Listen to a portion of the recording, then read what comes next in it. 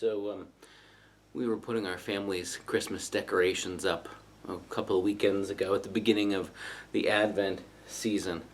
And there was a moment, not one of my better moments, as a parent or as a pastor or as an adult human, when all the things were set in their proper places. The ornaments are on the tree, and we got out our nativity set, and my kids were wanting to interact with them, to play with them almost like action figures. And some part of me freaked out because they're fragile, because they're breakable, maybe because I want them to have a sense of the importance of the story, that they're different than their Marvel Avengers or Barbie doll superhero action figures they play with and sometimes are ruthless with.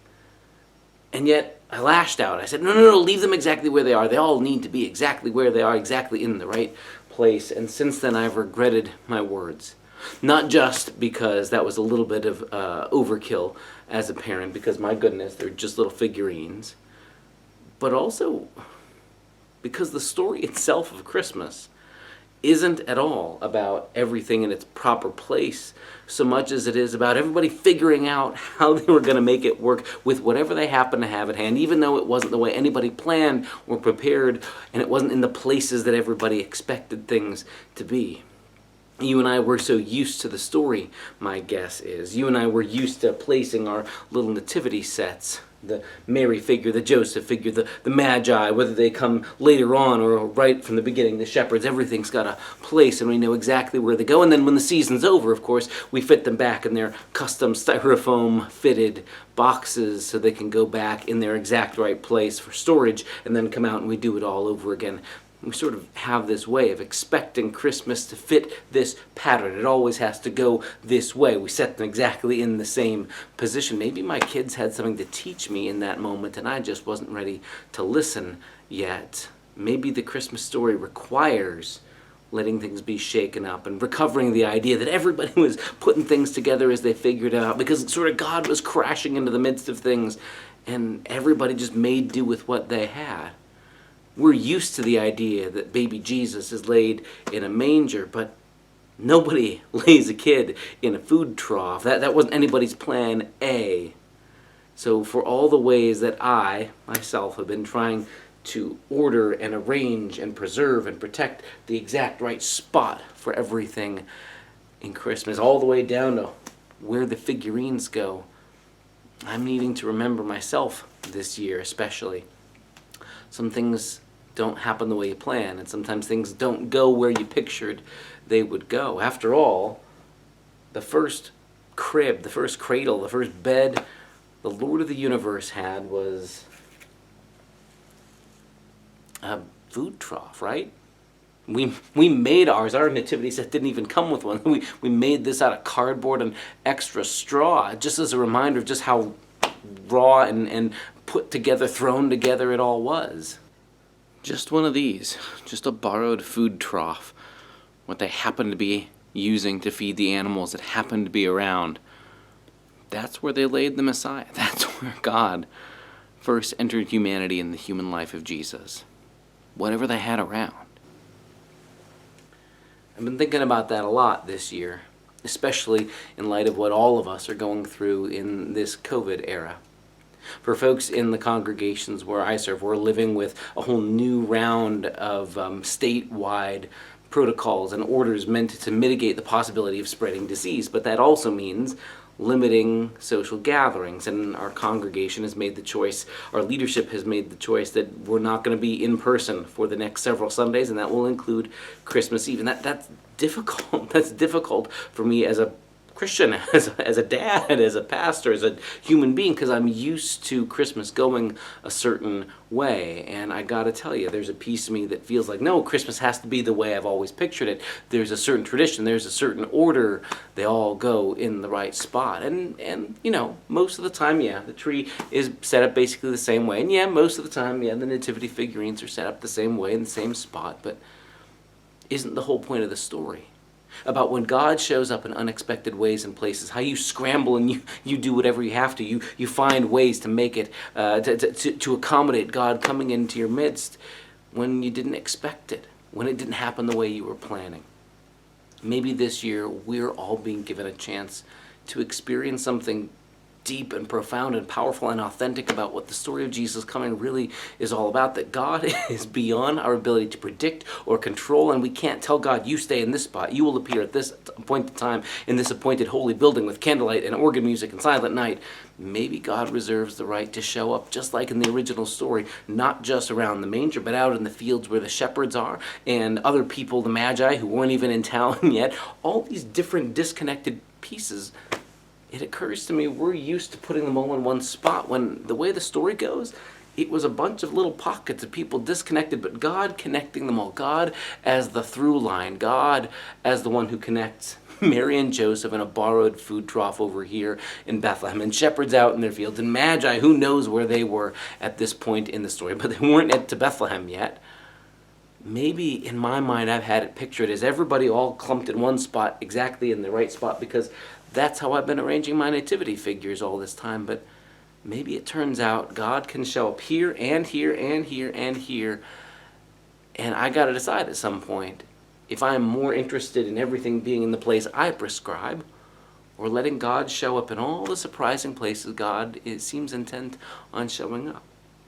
It seems this year at Christmas, we're being invited. Not forced, not disappointed, not let down, not forced to settle, but we're being invited to experience the celebration of Christ's birth in a whole new way, maybe in a way that's more authentic than we've done, maybe all our lives long, maybe in a way that for centuries a lot of church folk haven't thought about it. For us who know the story so well, sometimes the familiarity can mean we lose the surprise, we lose the sense of God showing up. And what are you going to do? Will you insist that God fit your pre-expectations, or will you allow God to show up and be laid in a manger, or appear to some graveyard shift, scruffy-looking shepherds out in the middle of nowhere, or these wandering star watchers from foreign countries? Will we allow God to show up in all those places, even if it doesn't go with what I expected or the way I pictured it? So yeah, for these coming Sundays, our gatherings in the rest of December and through January 4th right now is what the end of the statewide order limiting indoor gatherings is going to look like. And it's going to be difficult not to be together for this season. We had to do it back in Lent and at Holy Week and at Easter, and we discovered again there. Our gathering together or not doesn't stop Jesus from having risen from the dead. He's alive and risen forever, and no virus, no pandemic, no government order, no we didn't do it this way before last year thinking is going to stop Jesus from being risen, and nothing can stop Jesus from having come and being born into the world. All the reasons we have for not gathering in person are because we care about our neighbors. We care about each other, and we don't want to see the virus spread to folks within our own congregation. We care about our neighbors, and honestly, if other entities, businesses, restaurants, things like that in our community are suffering, it doesn't make any sense at all to say your suffering is for nothing, we're going to keep on gathering as usual and risk spreading virus to other folks as well. This is one way we could be in solidarity with other folks, both who are suffering as their businesses have to shut their doors for a while, or at least change how they're doing business, but also folks who are dealing with sickness, and hospital folks and nurses and doctors folks on the front lines. This is our way of at least relieving some of the pressure in these days. And in the end, it seems to me the most authentic way to recognize the coming of Jesus, God's coming among us in love, is for us to let some of that love flow through us to people around us. I've been thinking a lot these days about a line of our older brother in the faith, Dietrich Bonhoeffer, who in his own ministry in life in the earlier part of the 20th century asked this question in a Christmas reflection. He asked, who among us will celebrate Christmas correctly? Fair question, right? It's the one we're asking now. What's the right way for us to celebrate Christmas? And so quickly our answer is, in the pews like we've always done, gathering with the music like we've always done, with the tinsel halo Christmas pageant like we've always done. Bonhoeffer's answer isn't that. He doesn't say, just do what we've always done before, put on the same good show you've always done. Bonhoeffer says something different. Bonhoeffer says, whoever finally lays down all power, all honor, all reputation, all vanity, all arrogance, all individualism beside the manger. Whoever remains lowly and lets God alone be high, whoever looks at the child in the manger and sees the glory of God precisely in that lowliness.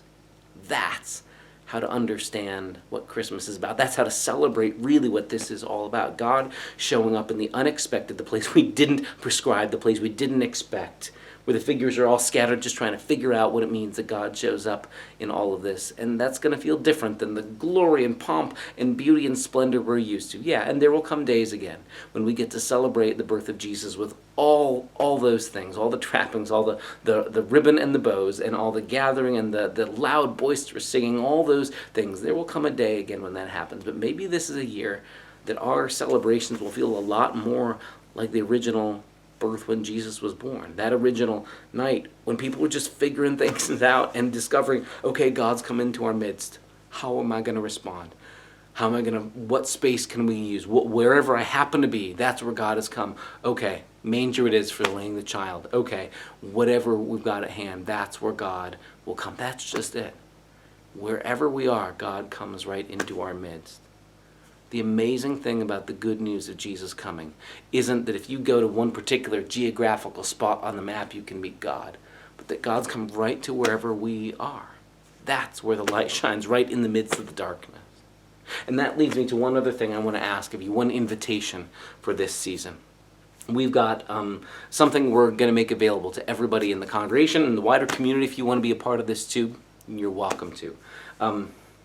This may be a season when writing Christmas cards is a tradition worth recovering. In an era when we're used to messages on little screens and emails and things like that, maybe the Christmas card seems old and quaint. But in a time like this, when we aren't going to have the same kind of face-to-face interactions, maybe there's something really, really beautiful about the chance to communicate with each other with the old-fashioned Christmas card. So we made these. We made a bunch of Christmas cards with just the simple message, the light shines in the darkness, and on the inside it simply says, and the darkness did not overcome it.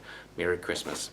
You can add whatever else you want, but we've got packets of these, 5 a piece, and they're free. Just anybody who wants them, but the idea is you probably already have Christmas cards to friends and neighbors, people who are already in your social circles, but I'm guessing you can think of a handful of other people, maybe on the fringes of your awareness, who could really use just a reminder that you love them, that you care about them, that you think about them, and that God's love is for them too. Folks who are more easily left out.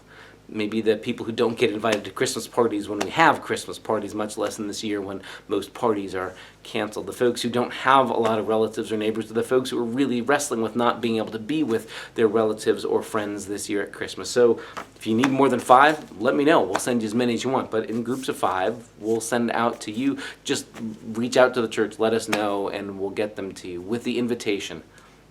They're free, but find people that maybe need that special reminder that you care about them. And maybe this is a moment for something genuine and authentic that shares real love with other people right around us.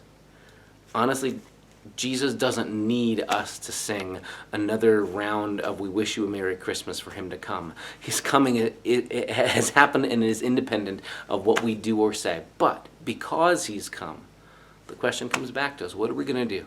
God showed up. What will we use? What things that we have just right at hand, what will we use to share that good news and to express the love we found in Christ with other people around us? To whatever else you're doing this season, gathering around your own tree, maybe letting young children mess around with the order of your nativity figures just to learn that's how the story goes, or maybe sending cards to folks who weren't already on your Christmas card list, but that maybe really could use a reminder that somebody cares about them. Whatever else you find, let it be that. And maybe those words of Bonhoeffer's will be helpful guiding us through this season.